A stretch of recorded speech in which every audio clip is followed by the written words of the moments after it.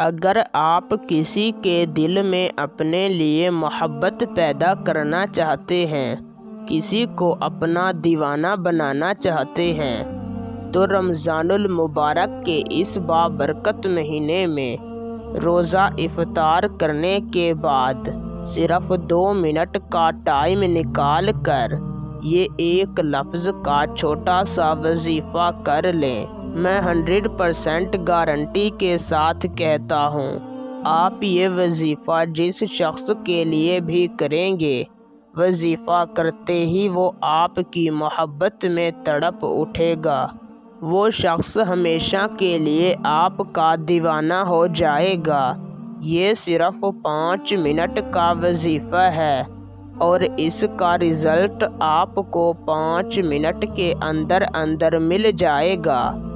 آپ اس وظیفے کو کر کے کسی کے دل میں بھی اپنے لیے سچی محبت پیدا کر سکتے ہیں، کسی بھی شخص کو ہمیشہ کے لیے اپنا دیوانہ بنا سکتے ہیں۔ نہایت ہی آسان اور آزمودہ وظیفہ ہے۔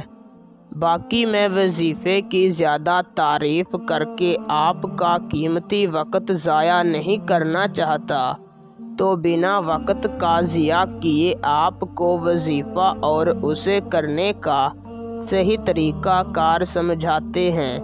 وظیفے کو کرنے کا طریقہ کار یوں ہے کہ آپ نے رمضان المبارک کے مہینے میں روزہ افطار کرنے کے بعد جس جگہ پر آپ نے نماز مغرب ادا کی ہو اسی جگہ پر بیٹھ جانا ہے۔